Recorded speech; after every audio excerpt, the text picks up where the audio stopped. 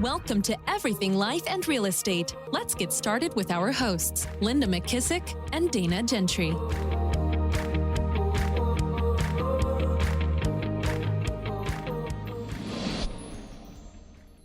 Hi, everyone. Welcome to Everything Life and Real Estate. I'm Linda McKissick. And I'm Dana Gentry. Linda, your house looks great in Montana. Oh my gosh. No, we're ready. We're ready for just waiting for Santa Claus to come. I love it. It looks so good. I spent like 3 full days decorating, and I could not add one more Christmas decoration to our house. I'll have to do a walkthrough video and send you later. Oh yeah, please do. That does not surprise me. I don't know how you find a spot for anything. I know. So, super excited today. So why don't you introduce our guest and let's begin. We are so excited. I have a feeling that this is going to be one of our most downloaded episodes ever. I just know that it is. We have a guest today, and she is the cutest ever. Her name is Sloane Gregory. Her parents are friends of mine. Her mom works in the Keller Williams world. And Sloane, we are so excited to have you. Welcome to the podcast. Yeah, thank you. I'm glad to be here. Yeah. And we just found out it's Sloane's very first interview on a podcast, so we're so honored. Yes, yeah, we are very pretty honored. excited about that. I'm very excited about that. So, Sloane, Linda always has an opening question. So, Linda, go for it. And Sloane, you can take it away. All right, This perfect. might be the shortest one we've ever done on this. I always like to open up and say, Sloane, you were born, and then what happened? And yours will be very short because you're not that old. Yeah. You were born, and then how'd you get on a podcast? Yeah, tell us about yourself. So I am Sloane. I am 11 years old, and a little bit about myself. I am a huge theater nerd. It kind of started when I was in I think fourth grade, because I was in a show. I love performing arts, singing, any of that type of stuff. And I started making pickles when I was, I think, 10. Yeah, I was 10. Wow, now this is a girl after my own heart. I love pickles. So do I. And Linda, and we've got to get you some, but Sloane, I've had your pickles, and they are hands down the best pickles. I mean, the best. In fact, when I come to town next week, I'm like, I got to get some from you again. Because even the kids like them, and they don't even normally eat pickles. Yeah. I love it. So how in the world did you start making pickles? That's not what any 11-year-old I know wants to do. Oh boy, it's a very long story of how I started doing them. I was just watching TV one day with my family. We like this TV show that's called Guys Grocery Games. It's like a cooking show, and whoever wins gets $10,000, I think, most of the time. And one time this person was making a pickle. I don't even know what I was thinking, but I was like, what? It's a pickle. You just grow it out of the ground. You shouldn't be able to make a pickle. So I was very confused about that. So my parents told me the whole story about how a pickle is made, and it's kind of like a brine. That was a very big secret that they had kept from me for many years. And I'm glad that they told me that, because I was really intrigued in it. And I decided to start with a little kit. And my mom actually really liked it, and we have a friend that makes a lot of pickles, and she gave us the recipe, but then I tweaked it and made it my own, and my mom absolutely loved it and recommended I could sell it. So, well, Are we going to the mass market with these pickles, or what do we do? Do we sell them? Do we just make them for fun? What are you doing with them? I most of the time do it for fun, but of course the money's always nice. It's also very nice for Christmas. Yes. So, yes. Have you been busy? Are people buying them for Christmas? I haven't done a sale for Christmas, but I'm not sure if I will be able to, because I'm pretty busy recently. So who knows? Okay, so I do hope I get to do a sale though. Now, we have a lady in Keller Williams that we love her pickles, and every time they put them up for a charity auction, we all fight over them. Yep. And I was trying to figure out the other day as I was eating 4 of them, What is it? Is it the deal that makes it so good? What do you think is the best secret ingredient in a pickle? I honestly myself have no idea because I myself don't like pickles. My mom is the one No who taste way. tests my pickles. So Wait, you yeah, actually don't like pickles? yeah, it's my secret shame. Oh I my don't like pickles. God. Oh my Oh my goodness. What makes you passionate about the business part of it though? Because I know that you love doing that.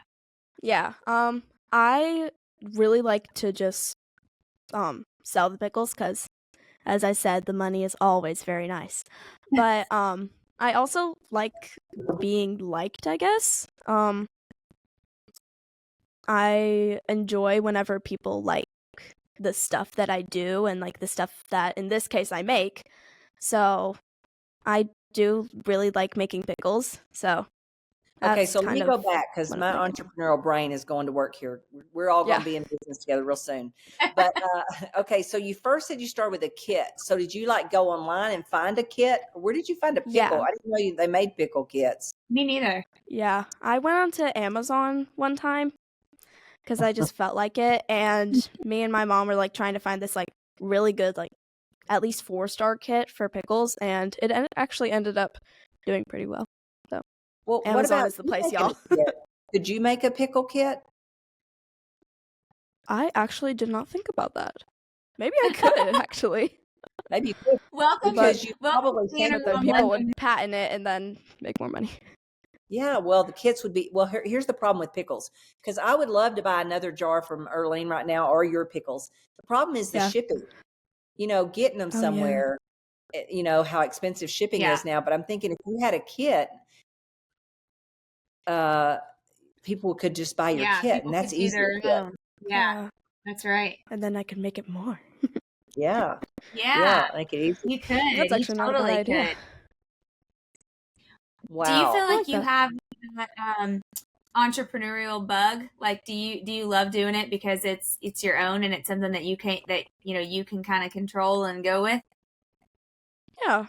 It's always really nice whenever I can just like have something that's my own and like people enjoy it, I guess. So Okay, I Yeah. got another idea. I would so watch you on YouTube make pickles. If Yes. you had your own YouTube channel, because I'm so into these stupid pickles that Erlene, and I'm about to eat the whole jar and I won't have any more till the next auction. And I know yeah. your pickles are probably as good or better. That I'm thinking, oh my gosh, I could watch her and I might give me the bug to think I could make my own pickle. Because Yeah. nowadays people will buy the information of how to do the pickles. Yeah, that's Oh, very And yeah. true. it's a lot easier to and there's this young girl in my granddaughter's neighborhood. She's so pretty. She's this real pretty little redhead. I don't even know what she does on YouTube, but every once in a while she'll come up on my feed, and all the kids and everybody watches her. And I'm sure like prom dresses sold because of her and all kinds of stuff. You could just do it on YouTube. Next time you're going to do it, your dad's the tech guy. Get all the cameras set up and Nice. let us all watch you make pickles, because we might get inspired to make a pickle. Sloane, that's a great Yeah. idea. Yeah, I actually do really like that idea. And you're great on camera.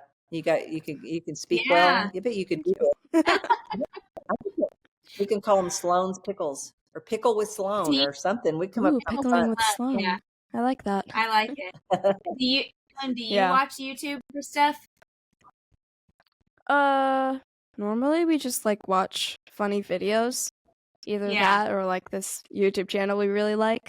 What about Yeah. TikTok? 'Cause I really Eating. think TikTok is where most of the Nope. other ones are. No, I do You're- not watch you're not old TikTok. enough. Nope. You're not old enough, right, for TikTok? Yeah, I was gonna say probably not old No, enough. not for yet. TikTok. Probably will never be. Yeah. Well, let's just make some videos. Make some videos for us old farts, and we'll watch them. Oh. Dana and I watch videos all the time. That's awesome.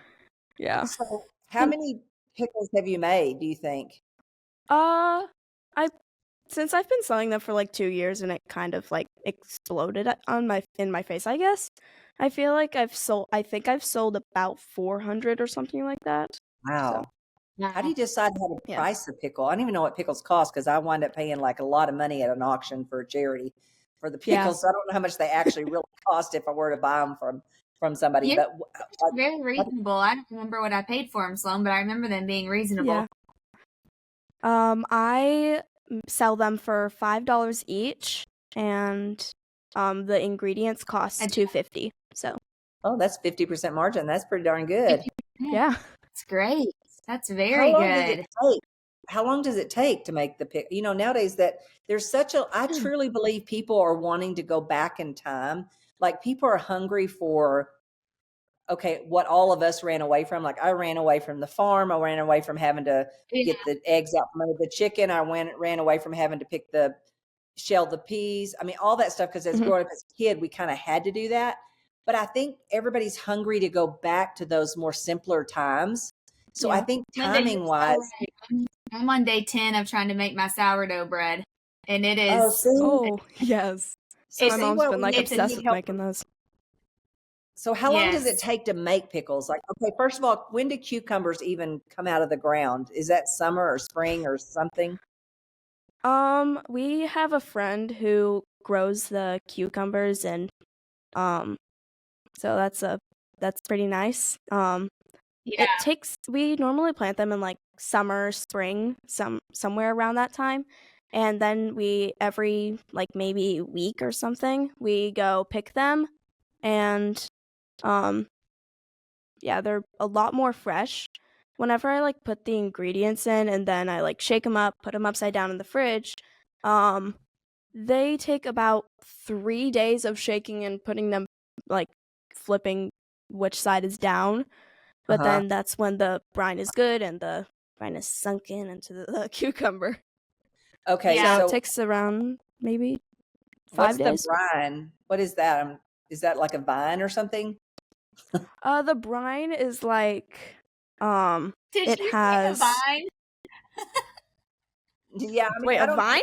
It's either like the outside of a watermelon looking thing or it's a vine. I don't know. I'm thinking about my pickle jar. There's this like twig in there. The brine is what you soak it in, right, Sloan? Like the juice. Yeah. It's like the combination of ingredients, and then you like put the cucumbers in the juice combination, I guess. So like okay. So like, one of hers is jalapeno pickles. They're so good. And so she soaks the brine juice is like jalapenos are mixed in there, and the pickles are spicy and they're so good. Oh, I that normally do sounds. the normal and then I think it's like a spicy spice. I don't know what it's not coming to mind right now, but You don't have to give us your. Cucumbers, I think it's when I think of cucumbers, I think of something like bigger. But when I look at these pickles, that even the ones that Erlene made, they're little. So do you have to get the cucumbers when they're little? Really depends. Or unless you slice them, I guess. Yeah, normally it's not very good whenever you like the cucumber is like humongous, because it's like, first of all, it's like a bunch of seeds in the middle, and then it's kind of hard to chop sometimes. But getting a small cucumber is kind of also hard, because then there's no seeds. You just have to get like just the right size cucumber, which is sometimes hard. And then so once you get the cucumber and then you put the sauce or the juice and everything, 3 or 4 days you got a pickle? Yeah, most of the time. Wow. Can you make pickles year round, or you only have to do it a certain time of the year? Most of the time, it really depends on like what type of like pickle thing I'm making. Like when it's pickle de gallo, it's like summertime. But I mean, I can just make pickles like whenever I want to, because for Christmas one year, I got my dad like a half-gallon size of pickled onions. So I can just make them whenever I want. But you have to find the cucumbers somewhere, right? So where do you find the cucumbers at Christmas time? During Christmas time, when I actually don't know whenever this year I got them from a farm, and then the very first year I did it, we went to Sam's Club, and they were just like there on the shelf, and I'm like, cucumber, let's go. Yeah. That's awesome. Well, Sloane, I know you. I think, did you have some questions that you wanted to ask Linda and I while we had the time? So my very paper. My very first question is, what is the thing you like most about your job? Oh, good question. Good question. Linda, you want to go first? Sure. I love adding value to people. I Oh, love that was going to be my answer. I I won't say that answer. I love helping people get what they want. Yeah. Like I love if I see Makes sense. something somebody wants, I love trying to match it up with an opportunity. Like if I see they want something, I want to start helping them figure out how to get it. So I like helping people get what they want. Yeah. Makes sense. Mine would be similar too. Same thing, just like making an impact with people and being able to help people in any way, really any way, like depending on what their need is, but giving them value and just being able to help them think bigger or achieve more or make an impact. And I love, Sloane, what you said when we asked you why you did it. You said that it made you feel good when people liked you or liked what you were doing. Yeah. And it's kind of similar. That's kind of the same thing. It's because you're making an impact in those other people because you're making them happy by selling them your product. Yeah. And sometimes something that's the easiest thing for you, Sloane, you think is easy for everybody, and it's not. Yeah. And everything that you can do that you enjoy doing or that you like doing or that's easy for you, there's somebody else out there that would love to do the same thing, but they don't know how, or they need somebody to guide them or encourage them or motivate them. And so sometimes your role is to just do that part, be the light for them to see that it's possible and inspire them to do it. I like that. It's very meaningful. Are you an only child? No. My sister is actually in the room with me right now drawing on the iPad, so. Okay. Younger, older, she? She is older than me by, I think 1 year and 11 months. Okay. Does she like your pickles? I don't think so. I don't think she's actually ever tried them, so. She's like, I'm not trying those. Sloane made them. Yeah. That's I'm not cute. sure if she trusts my cooking. Good question. You got another one? Yeah. What did you do to progress your businesses? Dana? To progress the businesses, I would say number one, I always say this, but I just worked really hard. I think there's I think now there's a lot of people that want to hit the easy button and they want to get like from where they are to where they see somebody else, but they aren't necessarily willing to do all the things in the middle that got them there. And I think that hard work will never be lost. I mean, I just think and I'm not saying, you get to a point where then, Sloane, you kind of learn how to work a little bit smarter, but it's still hard work. I mean, I think to progress any business, it's the grit and the grind of actually getting in and doing the work. And then I would say second thing to progress businesses is get really good at relationships and people, because when you know how to deal with people and you have good emotional intelligence and you put people first, then you kind of can't chase it away. It comes to you. And so I would just say I always have tried so hard to be really great at building relationships. And it doesn't mean that you're going to get along with every single person that you come in contact with, but if you just can be a great relationship builder, it opens doors big time for you. I really like that. And I would say be a giver. If you are a giver, in other words, like if let's say you're out and about, if giving is, let's say you gave samples of your pickles for people to try. Yeah. There is a law of reciprocity that when someone gives something to another human, it causes them want to do something good back. So giving is a great method. You might get some back, you might not. You don't keep score, it doesn't matter, but you always will get more than you give. So be a giver in whatever you're doing. And then number two, you're going to have to control your own mind about thinking you're bothering people or that they're not interested. And you just have to understand that you don't know who's out there in the world that needs what you have. And if you don't ask or present what you have, they don't have a chance to have it. None of us are good enough to make somebody buy something they don't want to buy. Yeah. but we have to see No one is. everybody as someone that we have to offer the opportunity to, because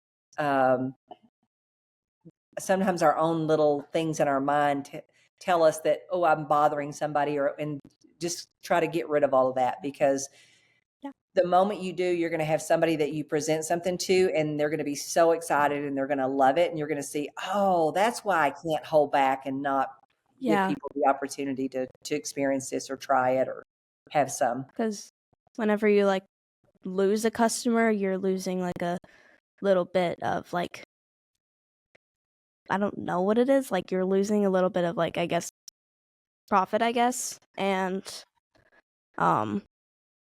like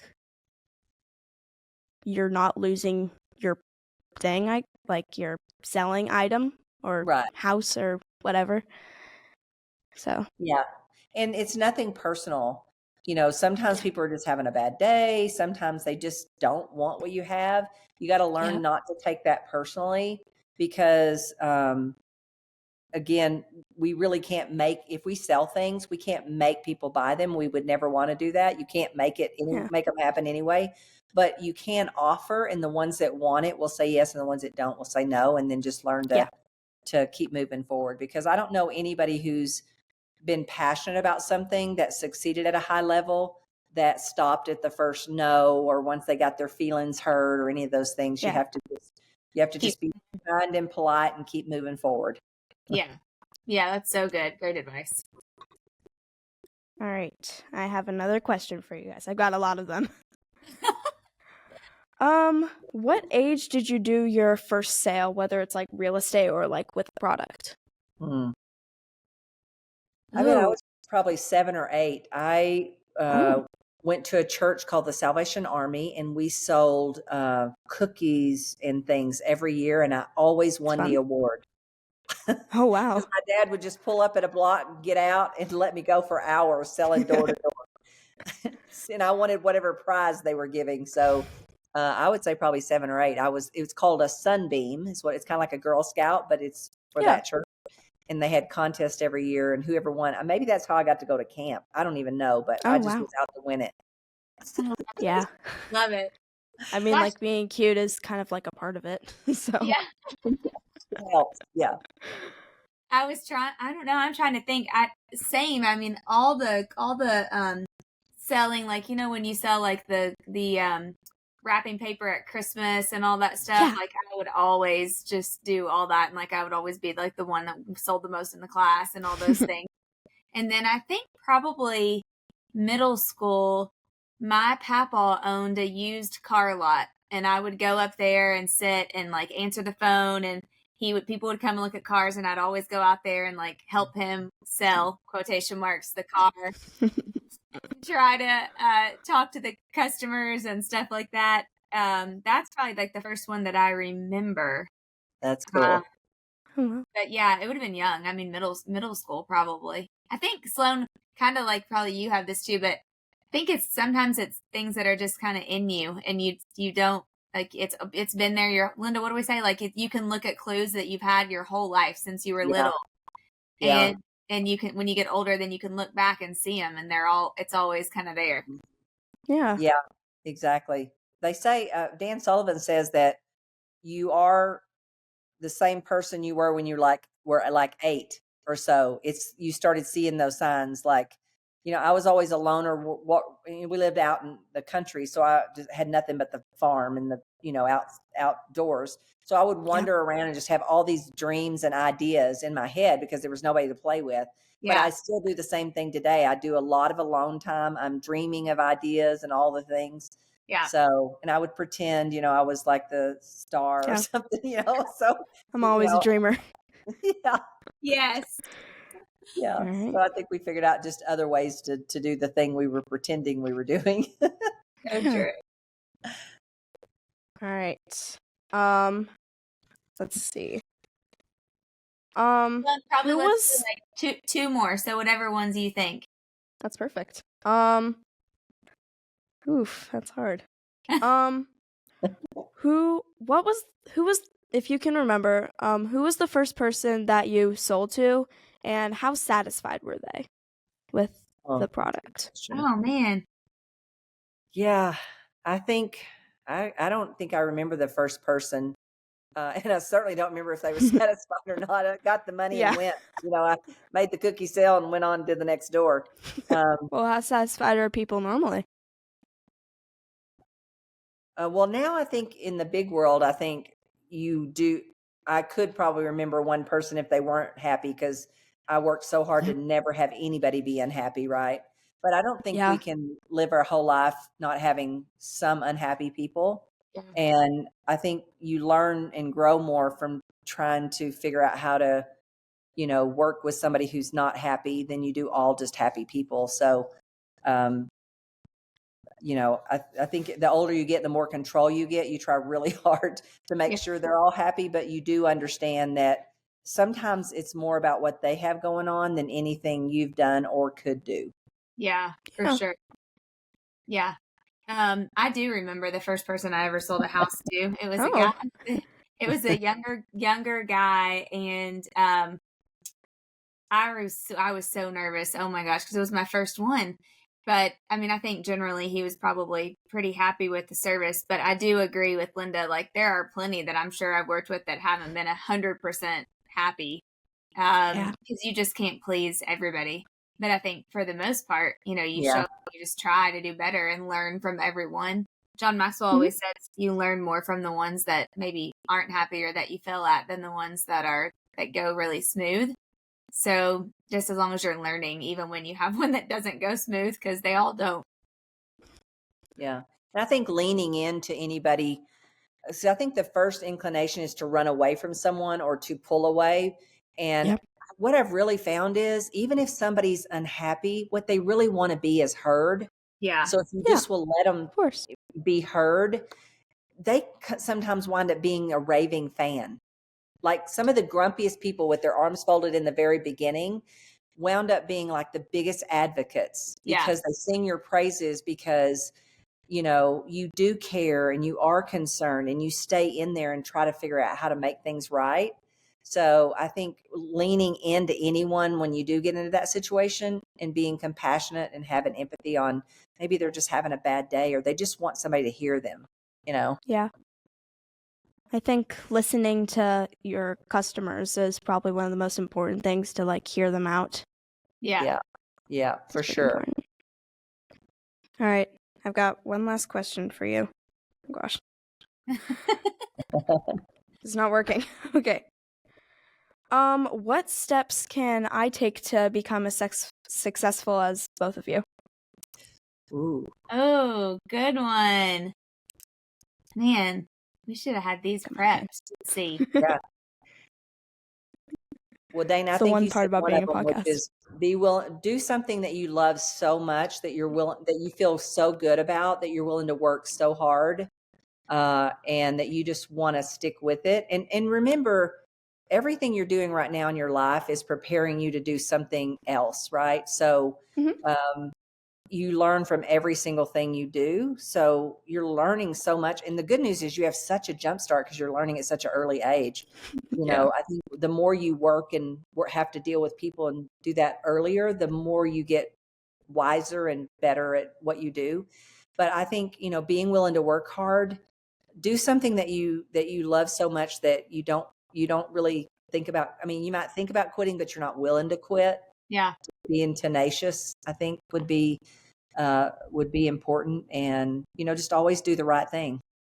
Yeah. And Sloane, I would say, going back to when your mom said Sloane wants to meet with you or talk to you and ask questions and just get around people, that is so the more people, the more rooms you can get in, the more people that are successful that you can be around. There's a law that John Maxwell has taught Linda and I called the power of proximity. And what it means is the closer you can get to people who are doing the things that you want to do or who have the success that you want to have, and ask them questions and pick their brain and learn from them, and, have them mentor you.